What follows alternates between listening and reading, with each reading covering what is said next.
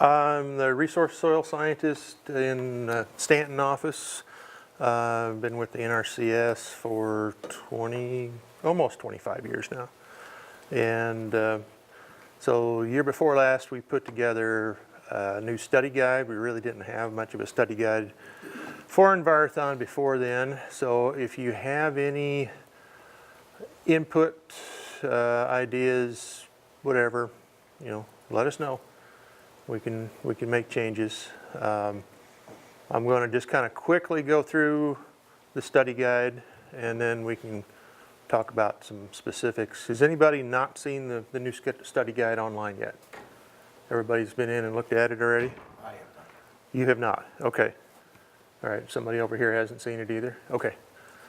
All right, well this is it, and let's start on the top and kind of work our way into it.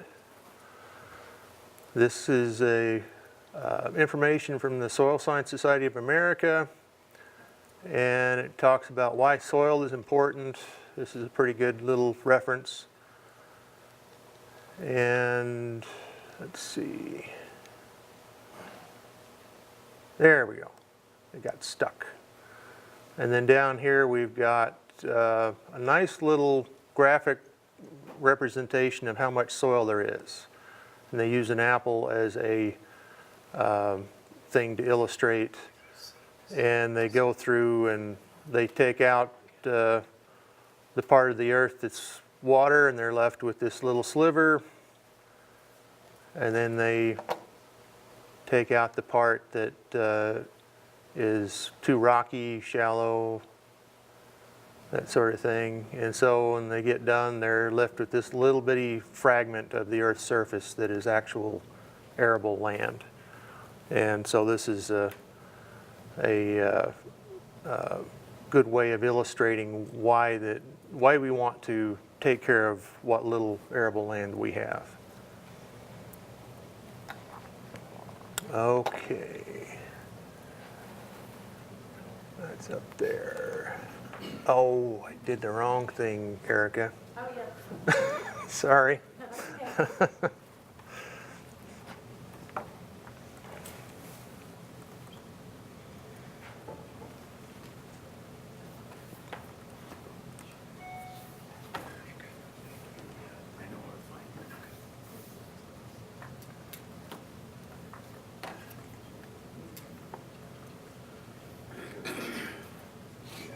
There we go. Thank you. Okay, and this next one, this is a really good reference. It's been around for a number of years, and this is, they did a really good job of covering a lot of the bases about soil and soil information from the surface down. It talks a little bit about soil development. It talks a little bit about soil horizons, mapping soils, soil landscapes. It's got just enough of a little bit of everything so that you can go through and have a pretty good understanding of soils when you get done. This is one that I definitely always recommend that people read. It's fairly short. And it, like I said, does a good job of covering the bases. Get down further into here and we get into some nice illustrations. They didn't always hold up because I had to reduce the size of the file to get it online. Here we get into interpretations. We kind of cover interpretations a little bit more in a different section of the study guide.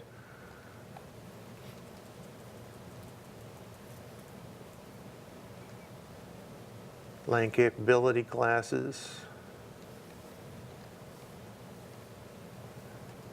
And then general soil information.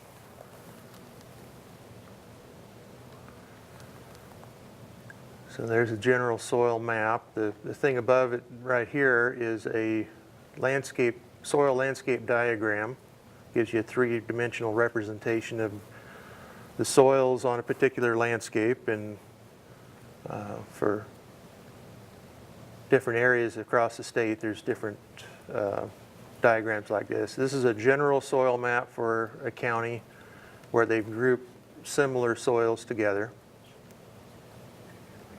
And then there's a legend for that.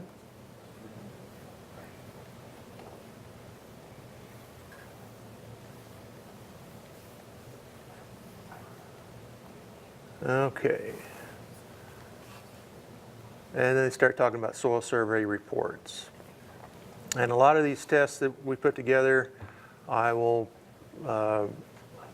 take a report from Web Soil Survey and then ask the students questions about a specific area. We'll give them a soil map and give them a report of some sort, and we'll have them go through and answer questions. Okay, so let me try not to kill this thing off like I did last time. Okay. I guess I gotta go back down here. I'm trying to read up up top here, and I can't hardly see it. I'm trying to go back.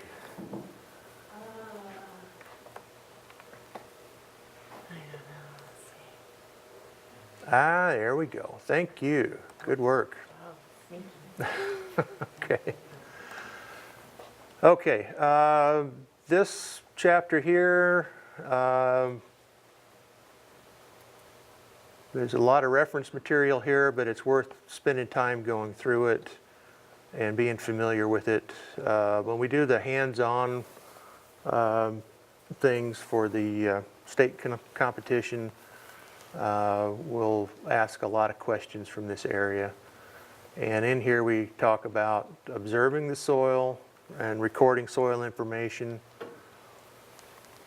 We get into the soil horizons, things like that. And soil color. And even in the regional tests, we've got questions about soil color, and I'll show you the thing that we use when we test them on that. In here we show pages from a Munsell soil color book.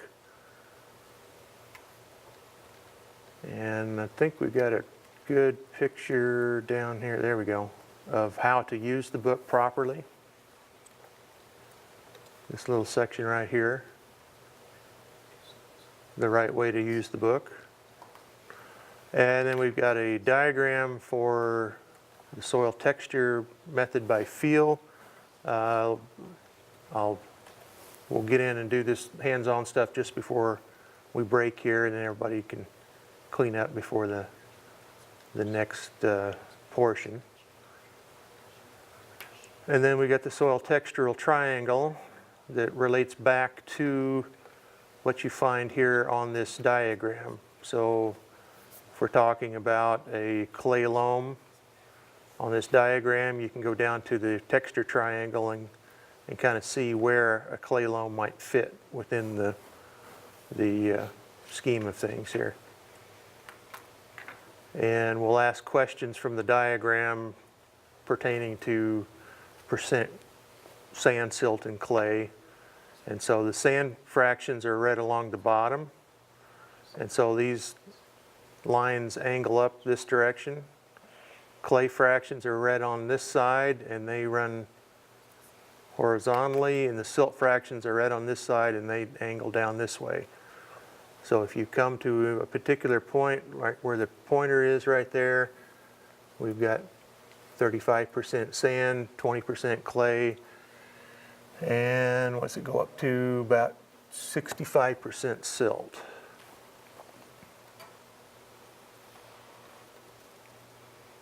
And we've got some illustrations for soil structure.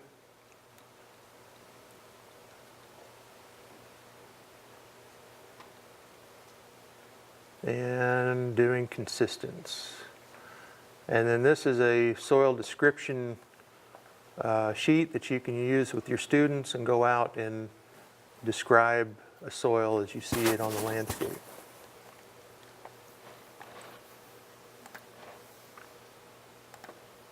Okay, and this is all of these chapters in this new study guide, we tried to follow what was being done on the main study guide for the Envirothon and try to make it state specific. And so here are some maps that are specific to Nebraska. So we've got some different types of landscapes. We've got the sand hills, we've got the river valleys, things like that. And this talks about different kinds of parent materials. It's a little bit difficult to read up on the screen like this. And then we've got a general soils map of Nebraska. And so we may ask the students to identify the general soils from particular part of the state, that sort of thing. And then we've got a glossary of parent material and landforms down here.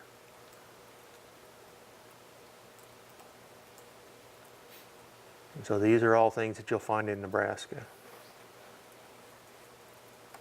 Is there a need to know much as far as on the soil taxonomy, names of orders and? No, we're not getting into that.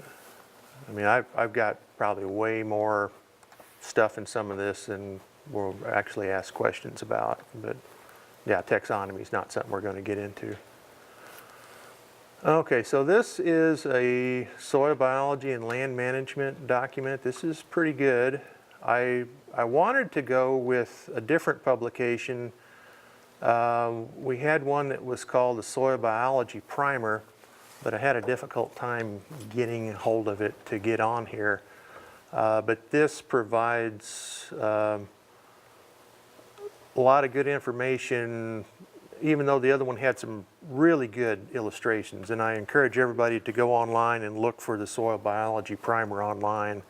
It's got some fantastic illustrations and some good information, but this is also a good reference here. And so this is a very good one to look over.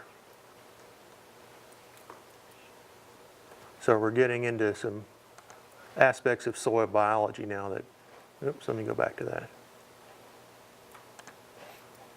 Might have something tacked on the bottom here. I forget what's in here. If it's just this.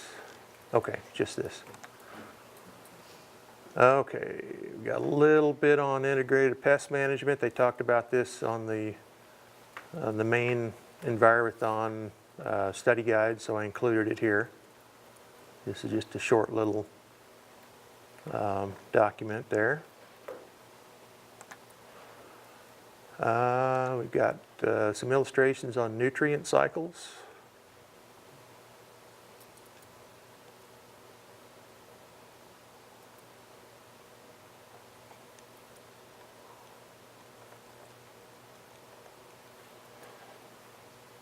That's a very short document there. And this is taken largely from a University of Nebraska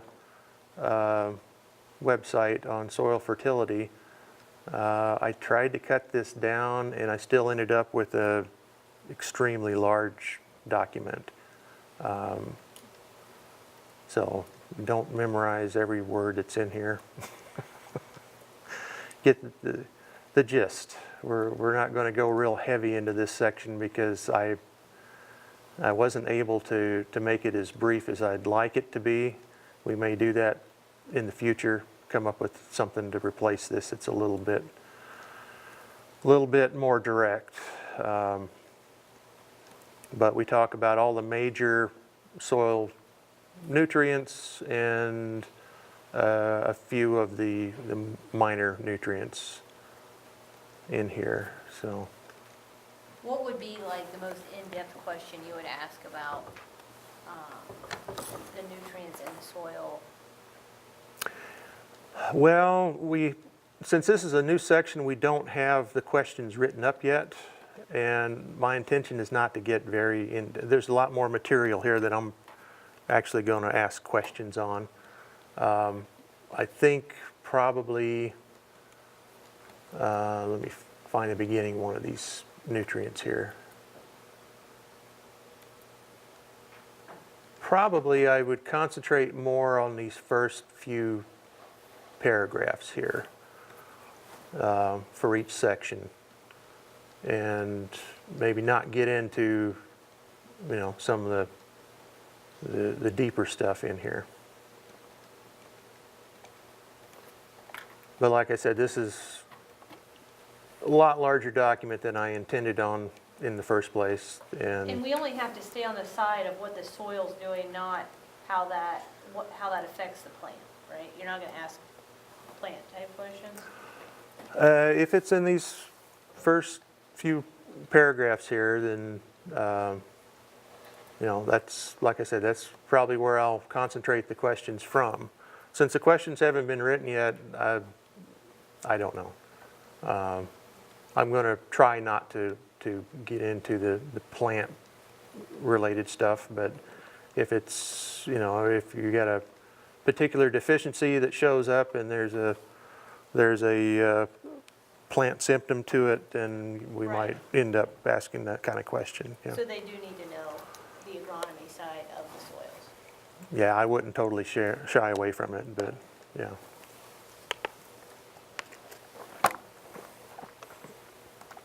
Okay, where are we at? Soil erosion. Okay. This is one that's pretty important. We talk about natural and accelerated erosion, both for water and for wind.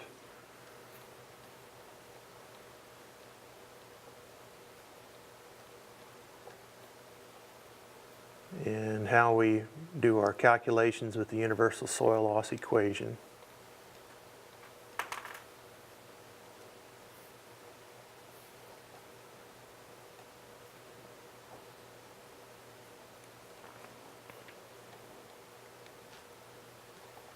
This is a pretty short section, so it's not terribly long.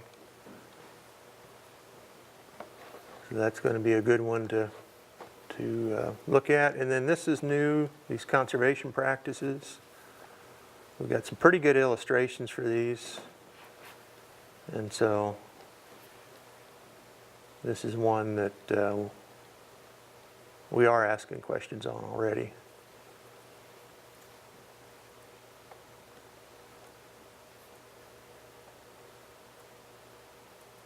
And again, this is pretty short.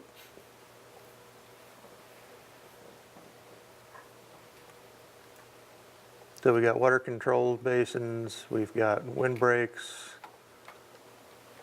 we've got buffer strips, grassed waterways, no-till.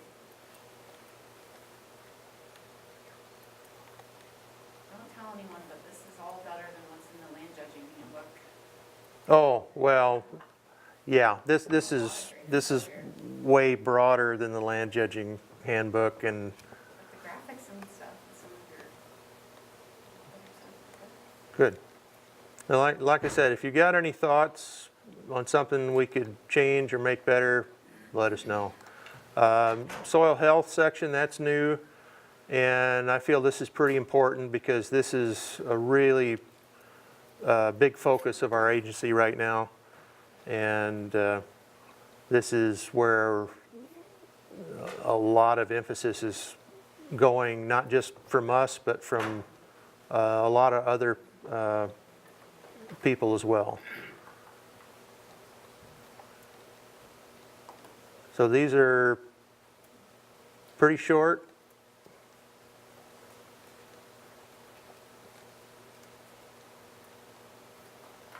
But they get to the keys of the soil health idea that we're wanting to put some importance on nowadays. Okay, so here's a section on using web soil survey. Has anybody not used web soil survey before? Everybody's been on it and used it? Okay, that's good to hear. So like I said, some of the questions will come from reports that are taken from the web soil survey. And we haven't done it yet, but at some point we may be able to have a computer at the test site and ask the kids to go in and create a report. We'd have to have the Wi-Fi set up and all that to be able to do that. But if it lends itself to doing it, then that's something we'll do in the future. But never the books? Well, the maps that I make come from Web Soil Survey, but the books, yeah, it's the same basic stuff. I mean, they need to know how to read the maps, to look at a soil map, find the soil symbol. But will you use the book like, would they ever have to use that book to find the information? I've been just taking it all out of Soil Survey and.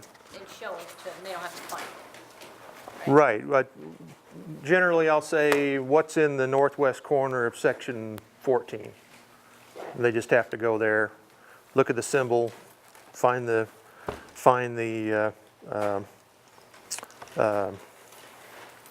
yeah, what am I trying to say? The soil type? Yeah, find the soil type, and then from there, find the report that relates to that to get the information that's asked for.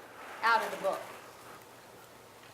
Well, no, it's from a report from Soil Survey. I mean, it's very similar to the book. You can use the book to do training. Okay. You know, knowing how to read the map, to go to the legend, see what the soil is, and then go to the reports and get information from that. So we're not actually using the book, but it's the same information, different format. But you already pull all the pages they need, is what you're saying, right? Right. Yeah, I provide that with the test when we ask the questions. Yeah. Okay, where are we at? Oh, interpretive groups.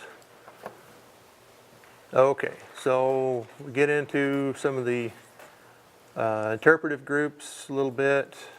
Specifics of the land capability class. It was covered already from the surface down. Farmland classification, what's prime farmland, what's unique farmland. A little bit about ecological sites. And then we just talk about hydric soils.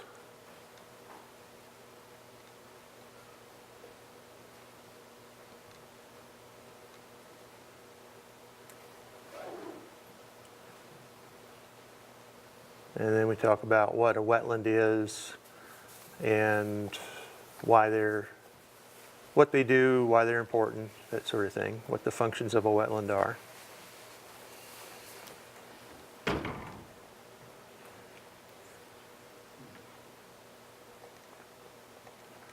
So that's things that weren't previously mentioned on the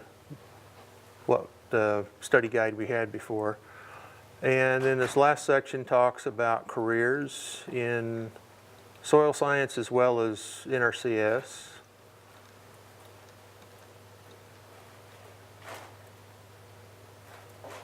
The different positions in the agency, that sort of thing.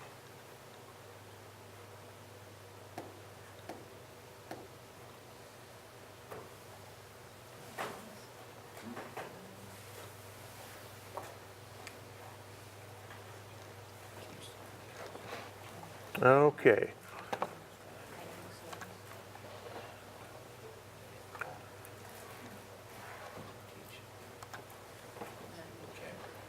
So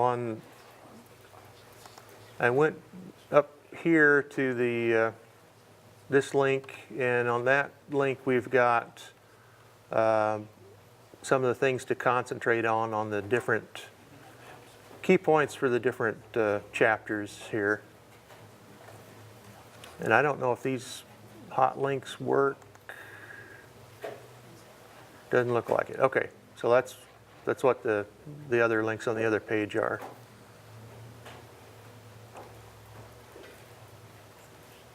So these are the key ideas for the different sections that we want to take a look at. Okay. Anybody got any questions about the study guide at this point? Nope? Okay. All right. So one of the things we put together for the kids to do in the contest, we made up these color charts. And so one of the things they'll be asked to do is take the color chart and take the color book. We give them a couple of pages out of the Munsell color book, and we ask them to identify the color on that particular card. Each card has two colors, and they're both labeled with an identifying mark on it. And so they have to take the color and put it behind the book and determine what the closest color is. And so we ask them information about that. We don't have good light in here, so we're not going to get a real good match without decent light. But that's the way we would want them to do this, is determine what looks like the closest color on the chart. And so on these color charts,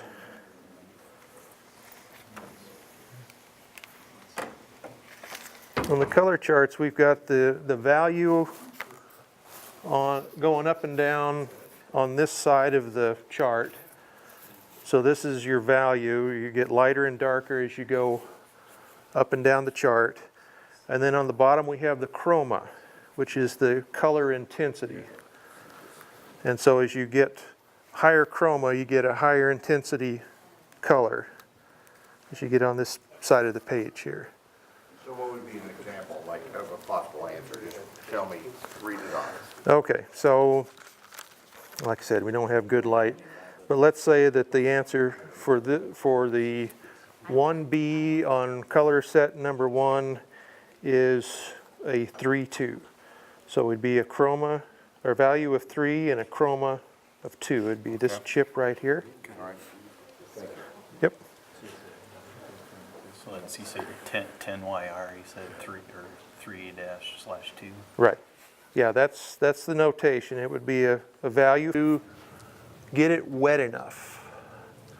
And so learning how to do that that's the fun part. So the texture we have here is fairly sandy, but we don't know how sandy yet. Okay, so does the soil remain in a ball when squeezed? And kinda. And I've actually got a little on the wet side here. Just a little bit. And help yourselves. Okay, so the next question is, does it form a ribbon? And so we'll try to squeeze it between our thumb and forefinger, and I am not seeing any kind of ribbon forming here. So I would say that we have got a loamy sand in this bowl here. It kind of sticks together when you squeeze it, but it will not make a ribbon. So we don't advance down to the next section. So, Do you know what the percentages are on a loamy sand? I'd have to scroll it down to it's like 80-90% sand. Yep. Anybody else?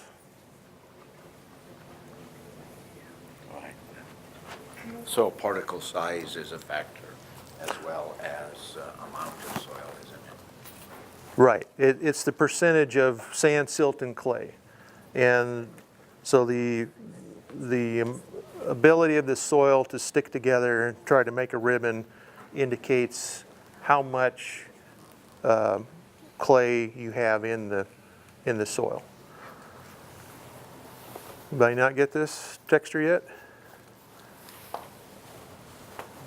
Nope, Boyd okay. doesn't want to get dirty.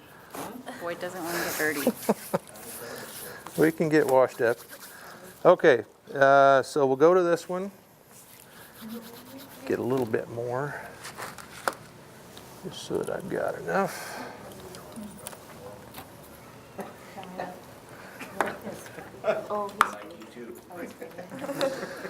Okay, so that's about right. There's a little bit of dry chunks in here, but you want it to feel like, you know, the sandy stuff, you're not going to get that, but any other texture, you want it to feel like it's a dough.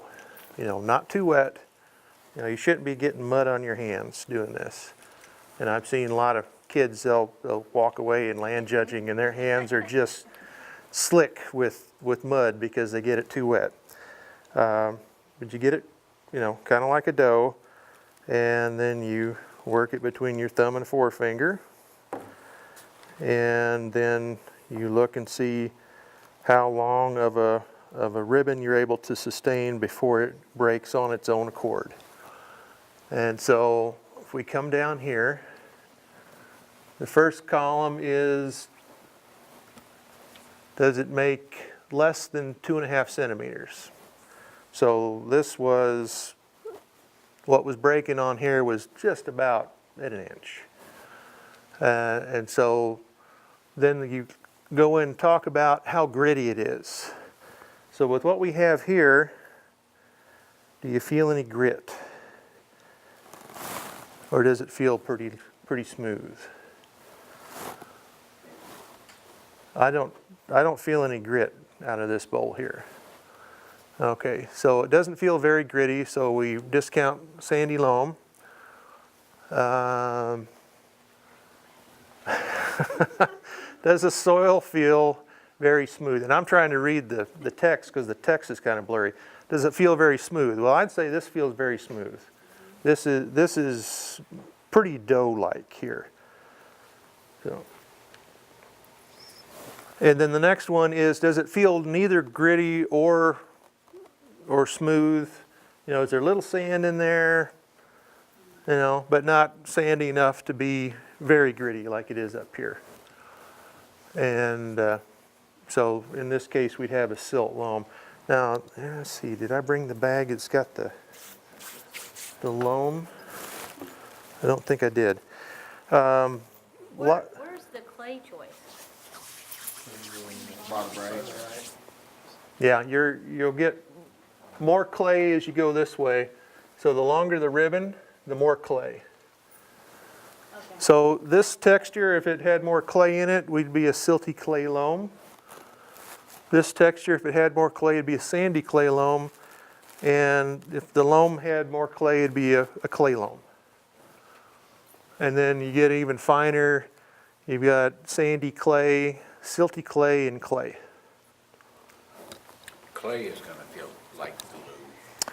Right. It's like modeling clay in art class, and I hope this is wetted up enough. So if I try to make a ribbon of this stuff, then I get a considerable ribbon. They're saying 5 centimeters there, and I've kind of exceeded that pretty easily. That's where it breaks naturally. So we have a lot of clay here.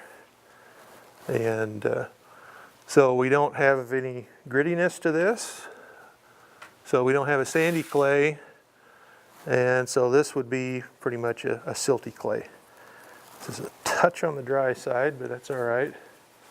So how do you do this part of the contest at Envirothon? Do they not have any of this Just information? like that. We give them this diagram in the test, and we give them one of these textures, and they have to decide what they have. And this is still a team event, or they do this by themselves? It's a team event. Yeah. Okay.